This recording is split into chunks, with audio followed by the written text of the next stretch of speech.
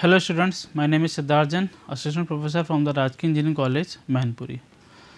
We will continue our lecture series of the quantity estimation and construction management. This is 6th lecture. We will understand about the type of estimate. हमने पिछली class में type of estimates में हमने कुछ term समझे थे starting में और अप्रॉक्सीमेट एस्टिमेट के बारे में जाना था और उसके टाइप समझे थे। तो आज हम डिटेल एस्टिमेट के बारे में समझेंगे और उसके टाइप समझेंगे और बेसिस पे एक कॉमन फेमस क्वेश्चन है छोटा सा, उसको देखेंगे। तो डिटेल एस्टिमेट होता क्या है? पहली बात तो डिटेल एस्टिमेट वो एस्टिमेट है जिसमें ईच एंड एवरीथिंग, मतलब जो भी हमारे डिज़ाइन में जो भी स्ट्रक्चर में हर चीज़ है उसकी डिटेल में जाके उसका एस्टिमेट करना, पर मीटर क्यूब, पर मीटर रनिंग मीटर, पर मीटर स्क्वायर, पर नंबर्स जो भी हमारे पास यूज हो रहा है उन सभी का डिटेल में जाके जितना भी यूज हो रहा है उसका एस्टिमेट करना, वो कहलाता है डिटेल एस्टिमेट हर चीज़ का। ठीक, अब ये तीन चार तरीके के होते हैं। पहला होता है हमारा आइटम रेट एस्टिमेट।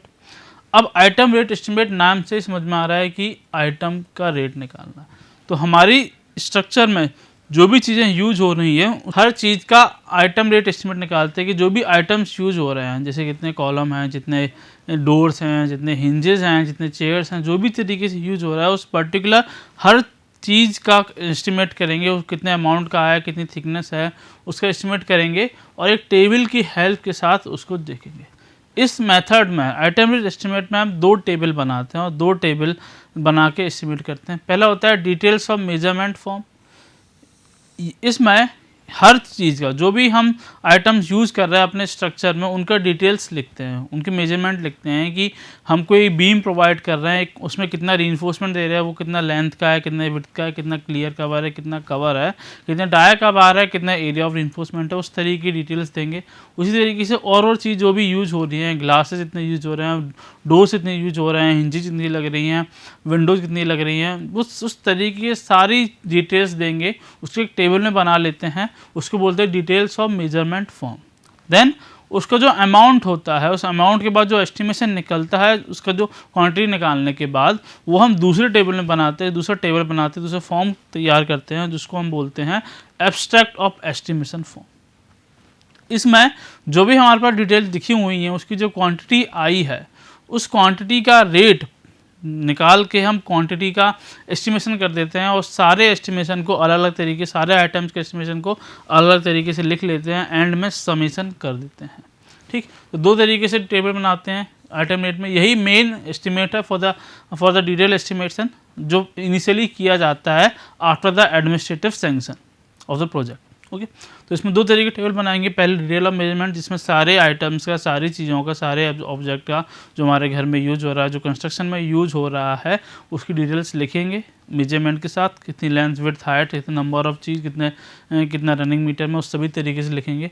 देन जो क्वांटिटी निकल के आती है उसको डिटेल फॉर्म में, एक दूसरे फॉर्म में जिसको बोलते हैं एब्स्ट्रैक्ट ऑफ एस्टिमेशन फॉर्म, उसमें क्वांटिटी के साथ उसका एस्टिमेशन करते हैं और टोटल वैल्यू हम निकालते हैं। ठीक, अब पहला टाइप का एस्टिमेशन भी हमारे पास हो गया जिसको बोलते हैं आइटम रेट एस्टिमेट। अब दूसरे तरीके का एस्टिमेट होता है, उससे बोलते हैं सप्लीमेंट्री एस्टिमेट। अब हमने एस्टिमेट कर लिया, इनिशियली जो एस्टिमेट कर लिया, अब एस्टिमेट कर लिया तो उसको दोबारा बनाओ, या फिर हम उसको कर चुके हैं, एक एस्टिमेट कर चुके हैं लेकिन उसको दोबारा एक्स्ट्रा एस्टिमेट करना होता है।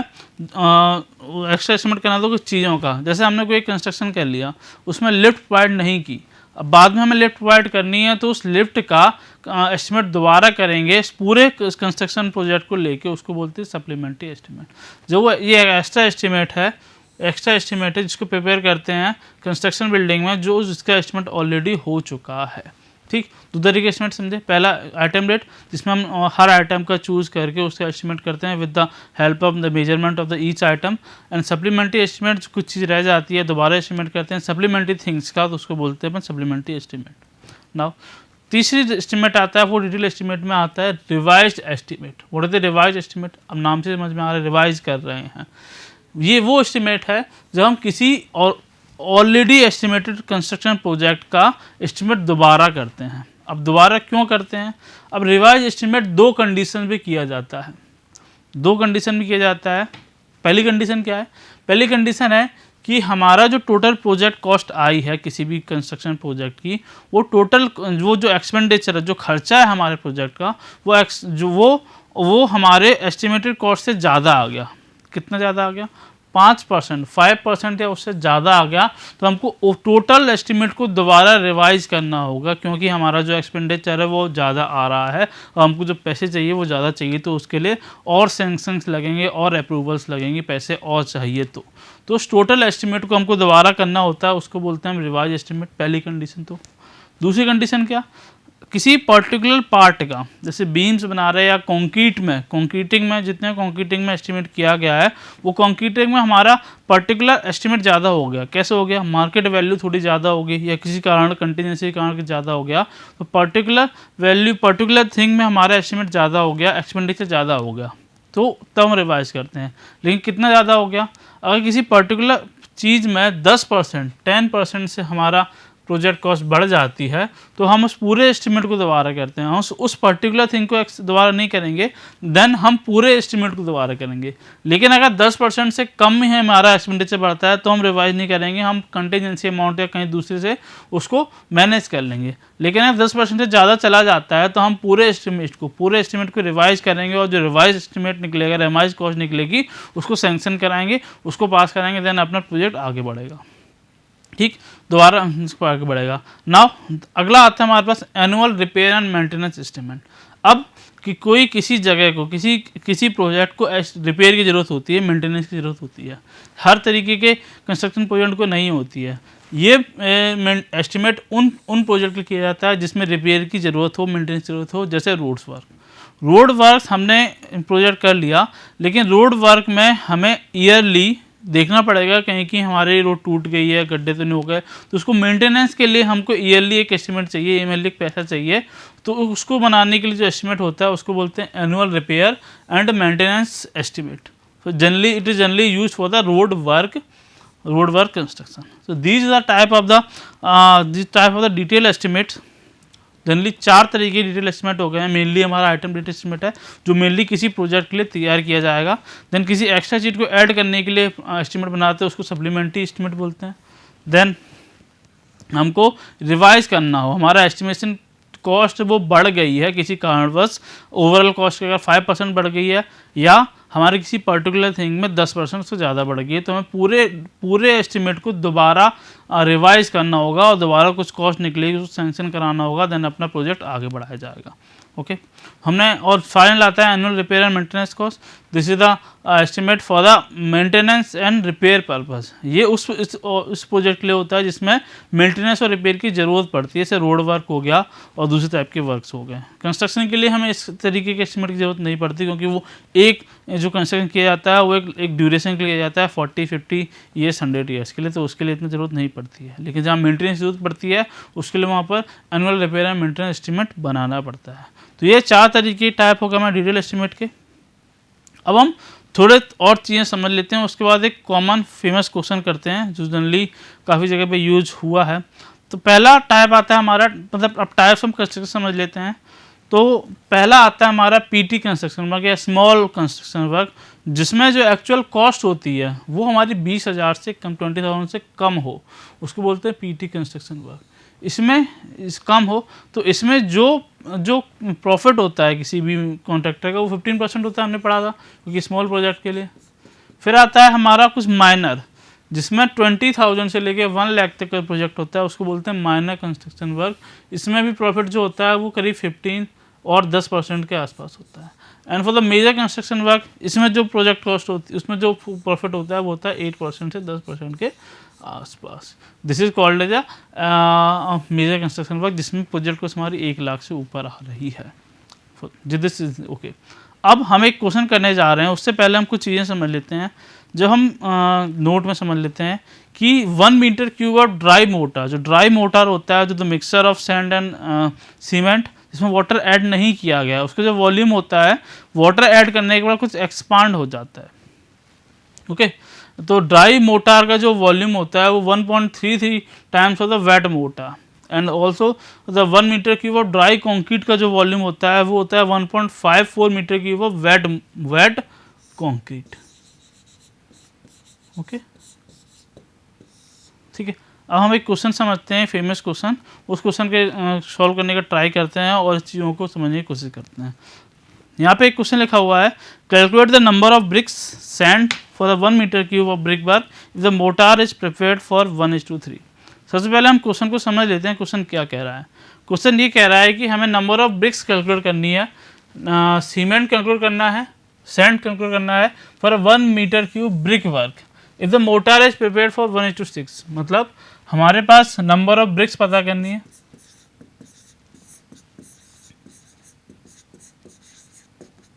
ठीक, सीमेंट पता करना है। सीमेंट किस में हम कैलकुलेट करते हैं, इसको एस्टिमेशन किस में करते हैं, किलोग्राम और नंबर ऑफ बैग्स। तो हम यहाँ पर नंबर ऑफ बैग्स में कैलकुलेट करेंगे। तो जो सीमेंट का cement number of bags of cement, ठीक, एक बैग में कितने किलोग्राम वेट होता है, 50 kg, हम आगे समझेंगे। देन सैंड हमारा मीटर क्यूब में होता है, तो क्वांटिटी ऑफ सैंड,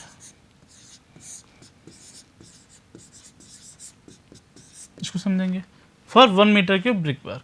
अब ब्रिक वर्क एंड अनदर चीज़ ये समझ लेते हैं, 1:6 का मोटार प्रिपरेशन कह रहा है। 1:6 का मतलब है हमारे पास कि 1 पार्ट हमारे पास उस मोटार में सीमेंट का यूज़ किया गया है एंड 6 पार्ट जो हमारे उस मोटार में हमारे पास सैंड का यूज़ किया गया है। इस तरीके से जो मोटार प्रिपेयर किया गया है, इस प्रिपेयर में हमको ये बताना है कि नंबर ऑफ ब्रिक्स कितनी है, सीमेंट कितना है, सैंड कितना है।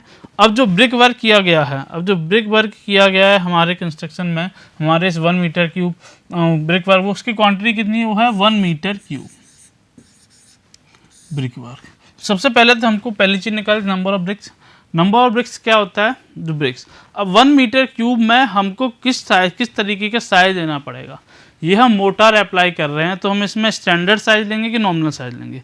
स्टैंडर्ड साइज क्या होता है, जो अकेला ब्रिक का साइज है उसको बोलते हैं स्टैंडर्ड साइज, जिसकी डायमेंशन होती है 19 सेंटीमीटर बाई 9 सेंटीमीटर। बट हमने मोटार का यूज़ किया, ब्रिक वर्क का काम किया, अकेले ब्रिक का काम नहीं किया। अगर ब्रिक वर्क का काम किया है तो उसमें मोटार की लेयर भी जाएगी, तो उसमें नॉमिनल साइज का यूज़ करेंगे। तो nominal size of the brick हमारा कितना होता है, nominal size of the brick हमारा होता है 20/10 सेंटीमीटर क्यूब। ओके, तो नॉमिनल साइज हमारा हो गया, तो इसका वॉल्यूम निकाल लेते हैं, सभी का मल्टीप्लाई करके, तो वॉल्यूम हमारे पास आएगा किसी ब्रिक का 2 × 10⁻³ metre cube.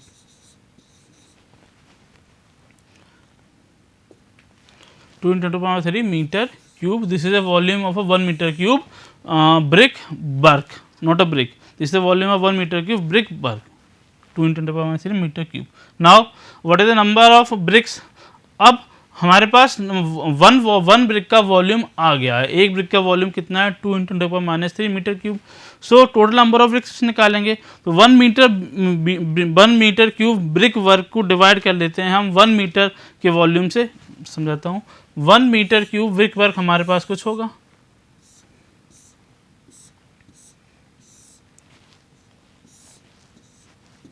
This is a 1 metre cube brick work, okay, और दिस इज अ 1 ब्रिक। इसके वॉल्यूम को, इस पूरे वॉल्यूम को इस वॉल्यूम से डिवाइड कर देते हैं, तो नंबर ऑफ ब्रिक्स पता पड़ जाएगी सिंपल तरीके से। तो 1 डिवाइडेड बाई, सो हमको कैलकुलेट करना है अगर नंबर ऑफ ब्रिक्स, तो हम बोल देते हैं number of BRICS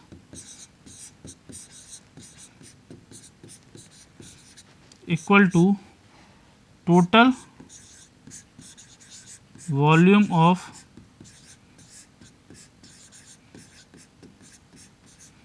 brick work divided by volume of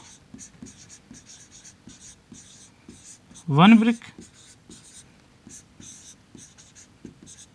okay, what is the volume of, total volume of brick work, 1 metre cube, question में दिया हुआ है 1। And what is the volume of 1 brick, हमने कैलकुलेट किया है कितना, 2 × 10⁻³ metre cube. तो यहाँ पुट कर देते हैं, इसको कैलकुलेट करोगे तो हमारे पास आता है 500 ब्रिक्स, तो यहाँ पर लिखी हुई है। तो हमने 1 मीटर क्यूब में कितनी नंबर ऑफ ब्रिक्स यूज की गई हैं वो लिख लिया, 500 ब्रिक्स। तो पहला हमारे पास आंसर निकल चुका है, ब्रिक्स नंबर ऑफ ब्रिक्स निकालना है। काफ़ी फेमस क्वेश्चन है, बहुत जगह आया हुआ है, ठीक। अब हमको बाकी की चीज़ें सीमेंट एंड सैंड निकालना है, कितना यूज़ किया गया है। तो अब सीमेंट एंड सैंड निकालने के लिए सबसे पहले हमको मोटार पता होना चाहिए कि कितना वॉल्यूम मोटार यूज किया गया है। मोटार कैसे निकलेगा? मोटार निकालने के लिए हम नॉमिनल ब्रिक का साइज का जो वॉल्यूम है उसको अगर हम स्टैंडर्ड साइज ऑफ ब्रिक से माइनस कर देंगे तो जो वॉल्यूम आएगा वो मोटार का होगा, क्योंकि हम जो स्टैंडर्ड साइज के ब्रिक होते हैं उसमें केवल अकेली ब्रिक होती है। तो अब हम एक ब्रिक का स्टैंडर्ड साइज ब्रिक का वॉल्यूम निकाल लेते तो हम जानते हैं कि स्टैंडर्ड साइज ब्रिक का जो साइज होता है स्टैंडर्ड ब्रिक का वो होता है 19/9 × 9 centimetre. So the volume of the one brick of the standard size is 1.539 × 10⁻³ okay.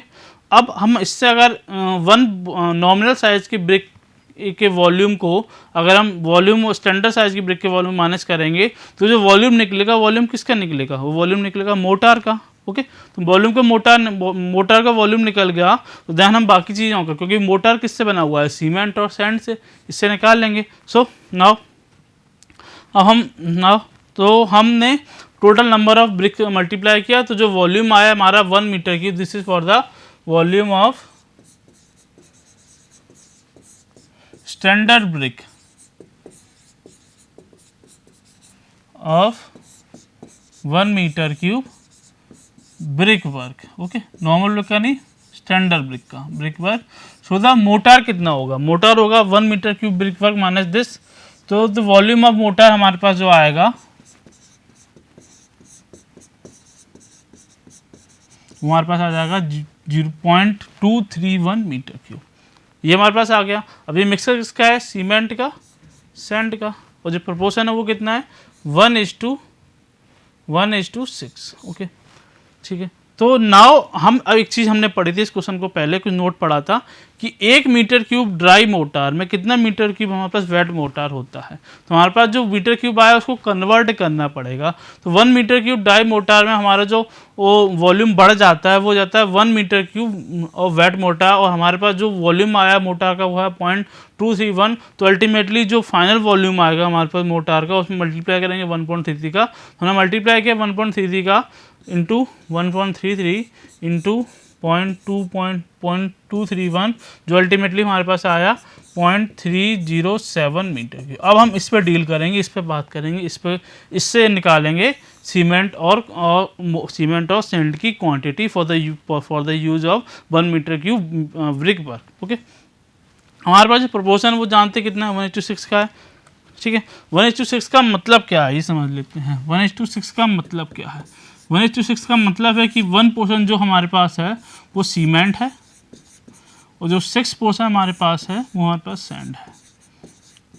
Okay, तो अगर हम पर्टिकुलर इस 1:6 में सीमेंट की क्वांटिटी निकालना चाहें तो सीमेंट की रेशियो क्या होगा, क्वांटिटी क्या होगा, वो क्वांटिटी कितनी होगी? अगर हम रेशियो निकालना चाहें तो वो होगी 1/1 + 6 और we can say 1/7। This is the quantity of the cement. और द क्वांटिटी ऑफ सैंड कितनी होगी? सैंड की क्वांटिटी 6 रेशियो है, 1:6 रेशियो है, तो सीमेंट की सैंड की क्वांटिटी होगी 6/1 + 6 अल्टीमेटली 6/7 रेशियो। तो this is the ratio for the cement and this is the ratio for the sand. वही हम यूज करेंगे। हमारे पास जो अल्टीमेटली जो वैल्यू आई थी किसकी? मोटार की, आफ्टर द मल्टीप्लाइंग 1.33 वो हमारे पास थी 0.307। ओके, अब हमको निकालना क्या? हमको निकालना है सीमेंट की क्वांटिटी। तो सीमेंट की क्वांटिटी कैसे निकालेंगे? सीमेंट की क्वांटिटी निकालेंगे उसकी प्रोपोर्शन को मल्टीप्लाई करके, उसके प्रोपोर्शन को ऐड करके। तो हमारे पास जो मोटर की क्वांटिटी आई है उसमें 1/7 का मल्टीप्लाई करेंगे तो जो वैल्यू आएगी ये वैल्यू हमारे पास कहलाएगी वॉल्यूम ऑफ सीमेंट। ओके, हमारे पास मीटर क्यूब में उसको कन्वर्ट कर लिया लीटर में, क्योंकि मीटर क्यूब में बहुत छोटे अमाउंट लग रहा था जो हमने स्टार्टिंग सबसे पहली क्लास में पढ़ा था। सबसे पहले क्लास में समझा था कि यूनिट्स के बारे में, यूनिट्स ऑफ मेजरमेंट के बारे में। देन वॉल्यूम ऑफ सैंड हमारे पास कितना हो जाएगा? 6/7, क्योंकि 6/7 is a proportion of sand, this is proportion of sand. Okay, तो the volume final volume of the sand is 6/7 into 0.307 ultimately becomes 0.2631 metre cube और 263.1 लीटर्स। नाउ हमने पता था, हमने स्टार्टिंग में कहा था कि हम जो एस्टिमेशन कर रहे हैं, क्वांटिटी निकाल रहे हैं, वो उसकी पर्टिकुलर यूनिट्स में निकालनी है। तो हम जानते हैं कि नंबर ऑफ ब्रिक्स हमारे नंबर्स में निकल गई, नंबर्स ऑफ ब्रिक निकल ली, नंबर्स में होती है। वेरी गुड, हमने निकाल लिया, कितने आया 500, ख़त्म की। ठीक, देन हमने सैंड निकाल लिया, सैंड भी किस में होता है, मीटर क्यूब या लीटर में, वो निकाल लिया, कितना निकला 263.1 लीटर। बट जो सीमेंट होता है वो सीमेंट हमारे लीटर में नहीं मिलता है, मार्केट में लीटर में नहीं मिलता, उसका एस्टिमेशन लीटर में नहीं किया जाता है, उससे किया जाता है पर बैग में कितने नंबर ऑफ बैग्स यूज किए गए हैं। तो हमने लीटर में निकालना है, तो लीटर से अब हम कन्वर्ट करेंगे किलोग्राम में, दें किलोग्राम से हम कन्वर्ट करेंगे पर बैग में, तो हमारे पास अल्टीमेटली बैग्स पता पड़ जाएंगे। तो हम कन्वर्ट किया है कैसे, हम जानते हैं कि एक डेंसिटी ऑफ सीमेंट कितनी होती है ओपीसी सीमेंट की जनरली 1440 किलोग्राम पर मीटर क्यूब, यानी कि 1 मीटर क्यूब में 1440 किलोग्राम वेट होता है सीमेंट का। देन तो वेट निकाल लेंगे हम, जो हमारे पास मीटर क्यूब की वैल्यू आई, जो वॉल्यूम आई है, वॉल्यूम को हम डेंसिटी से मल्टीप्लाई कर देंगे, तो जो हमारे पास जो वैल्यू आएगी वो वेट होगी हमारी, वो वेट होगा हमारा सीमेंट का। तो हमने मल्टीप्लाई किया तो हमारे पास जो वेट आया वो आया 63.20 kilogram. This is the weight of the cement which is use for a 1 metre cube brick work और the proportion of mortar 1:6। So number of bags निकाल लेते हैं। हम जानते हैं जो मार्केट में अवेलेबल है, जो मार्केट में नंबर ऑफ जो एक बैग का वेट होता है वो कितना होता है 50 kg। तो हम 50 kg को डिवाइड कर देते हैं 60.23 में, तो जो बैग्स आता है वो कहलाता है हमारा नंबर ऑफ बैग्स। तो मतलब हमारे पास सीमेंट का पता पड़ गया, सीमेंट हमारे पास कितना यूज हो रहा है 1.26 बैग्स। ओके, तो ये हमारे पास एक फेमस क्वेश्चन था जिसके बारे में समझ लिया। हाँ, हमारे पास अल्टीमेट निकल गया। तो हमारे पास 1 मीटर क्यूब ब्रिक वर्क का एस्टिमेट कर लिया। 1 मीटर क्यूब ब्रिक वर्क में क्या क्या चीज़ें यूज होती हैं एस्टिमेट कर लिया। अब ये कौन सा एस्टिमेशन था, ये था हमारे पास डिटेल नहीं था, ये हमारे पास अप्रॉक्सीमेट या नॉमिनल एस्टिमेट था। ये डिटेल में नहीं जाएगा ना, यहाँ ना ही हमारे पास किसी अप्रॉक्सीमेट में जाएगा, ये जनरली एस्टिमेट कहलाएगा, छोटा सा एस्टिमेट किसी चीज़ के लिए हमने किया। तो 1 मीटर क्यूब ब्रिक वर्क के लिए हमने एस्टिमेट समझ लिया है। उसमें हमने क्या क्या निकालना था, हमको ब्रिक्स निकालनी थी कि 1 मीटर क्यूब ब्रिक वर्क में कितनी ब्रिक्स यूज हो रही हैं। देन द मोटार जो यूज़ कर रहे हैं 1:6 प्रोपोर्शन का, उसमें कितना हम सीमेंट यूज़ कर रहे हैं, कितना हम सैंड यूज़ कर रहे हैं with their respective measurement units. तो हम हर चीज़ को किसी भी यूनिट में नहीं निकाल सकते, हम क्या बोलते हैं, हम ब्रिक्स को लीटर में नहीं निकाल सकते, ब्रिक्स को नंबर में ही निकालना पड़ेगा क्योंकि मार्केट नंबर में मिलती है, नंबर में ही उसका एस्टिमेशन होता है। उसी तरीके से हम सैंड को नंबर में नहीं निकाल सकते क्योंकि वो वॉल्यूम में ही मिलती है, मीटर क्यूब में लीटर में मिलती है। उसी तरीके से हम सीमेंट को बैग्स में ही निकाल सकते हैं, किलोग्राम में भी निकाल सकते हैं, लीटर में नहीं निकाल सकते क्योंकि वो मार्केट में लीटर में नहीं मिलती है, वो बैग्स में मिलती है। कितने बैग चाहिए, बैग में मिलती है, तो हम बैग निकाल लिए। इस तरीके से एस्टिमेशन कर लिया। अब हम अपनी सारी आज क्लास को एक बार दोबारा देख लेते हैं, देन कंक्लूड कर लेते हैं।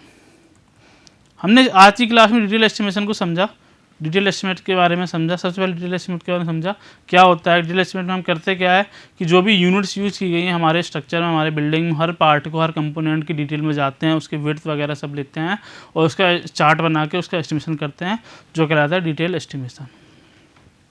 देन डिटेल एस्टिमेशन के टाइप्स, आइटम बेस्ड एस्टिमेट, लिखा हुआ आइटम बेस्ड, यानी कि हम हर आइटम पे जाते हैं, ईच एंड एवरी आइटम पे जाते हैं, जितने नंबर ऑफ डोर्स लगा गए हैं, नंबर ऑफ वॉल्स, उसकी थिकनेस, उसकी डेप्थ, उसकी क्वालिटी पे भी जाते हैं, हम क्वालिटी कितने यूज़ कर रहे हैं, उस सभी को हम बना के एस्टिमेट करते हैं, उसको बोलते हैं आइटम बेस्ड एस्टिमेट। इसमें दो तरीके की टेबल बनती है, पहली होती है डिटेल ऑफ मेजरमेंट फॉर्म, इसमें हम डिटेल्स लिखते हैं उस आइटम्स का, देन हम उस डिटेल्स को क्वांटिटी निकाल लेते हैं और उस क्वांटिटी को एस्टिमेट में कन्वर्ट कर लेते हैं with the help of abstract of estimation form. Okay, then दूसरा आपका एस्टिमेट होता है सप्लीमेंट्री एस्टिमेट। ये एस्टिमेट हम तब करते हैं जब हम कोई एक्स्ट्रा आइटम किसी स्ट्रक्चर में इंक्लूड कर रहे हैं, हमारे पास पहले एस्टिमेशन नहीं आ पाया, अब बाद में इंक्लूड कर रहे हैं, तो उसको जो एस्टिमेशन किया जाएगा वो सप्लीमेंट्री एस्टिमेट कहलाएगा। देन रिवाइज एस्टिमेट, रिवाइज यानी कि हमारा पूरे प्रोजेक्ट कॉस्ट में को रिवाइज करना है, पूरे कॉस्ट बढ़ चुकी है, उसको रिवाइज करना है पूरे एस्टिमेट को, तो हम इसको रिवाइज एस्टिमेट बोलते हैं। ये भी दो तरीके की कंडीशंस पे जाते हैं। पहली कंडीशन, जब total cost of the project increases by 5% और मोर, हमारा टोटल कॉस्ट प्रोजेक्ट की 5% से ज़्यादा बढ़ जाती है तो हम उसको रिवाइज करते हैं, और अगर हमारे किसी पर्टिकुलर थिंग की प्रोजेक्ट कॉस्ट 10% से ज़्यादा बढ़ जाती है तब करते हैं। Okay, final estimate is annual repair and maintenance estimate. इसमें हम उस तरीके का एस्टिमेट तैयार करते हैं जिसमें हमें एक्चुअल में मेंटेनेंस एंड रिपेयर की ज़रूरत पड़ती है। जिस तरीके से रोड में हमको हर साल कुछ रिपेयर और मेंटेनेंस की ज़रूरत पड़ती है, तो हम उसको उस तरीके से एस्टिमेट बनाते हैं। नाउ टाइप्स ऑफ कंस्ट्रक्शन समझ लेते हैं। 3 टाइप के जनरली कंस्ट्रक्शन टाइप्स यूज होते हैं मार्केट में। पहला होता है पीटी वर्क, छोटा सा कंस्ट्रक्शन जिसमें कॉस्ट 20,000 है उससे लेस होती है। दूसरा होता है माइनर वर्क जिसमें 20,000 से 1 लाख तक जाती है। तीसरा होता है मेजर वर्क जिसमें कंस्ट्रक्शन कॉस्ट 1 लाख से अबव जाती है, ज़्यादा जाती है। तो इनमें हमारा जो कॉन्ट्रैक्टर प्रॉफिट होता है वो भी अलग अलग होता है ना। हमने एक क्वेश्चन समझेंगे, क्वेश्चन के पहले एक नोट समझा था कि किसी एक 1 मीटर क्यूब ड्राई मोटर का जो वॉल्यूम होता है वो 1.33 वेट मोटर हो जाता है। उसी तरीके से 1 मीटर क्यूब ड्राई कंक्रीट का वॉल्यूम होता है 1.54 ड्राई कंक्रीट बढ़ जाता है। ये this is not a motor, this is concrete. Okay, हम ये क्वेश्चन था जिसमें 1:6 मोटर के प्रोपोर्शन में हमको 1 मीटर क्यूब ब्रिक वर्क में हमको नंबर ऑफ ब्रिक्स निकालनी थी, वेट ऑफ द सीमेंट निकालना था and volume of the sand निकालना था। तो हमने इसको समझा किस तरीके से, with the help of nominal size of brick. हमने सबसे पहले नॉमिनल साइज ब्रिक का एक ब्रिक का हमने वॉल्यूम निकाला और देन हमने डिवाइड कर दिया उस वॉल्यूम को टोटल वॉल्यूम में, सो हमारे पास नंबर ऑफ ब्रिक्स आ गई।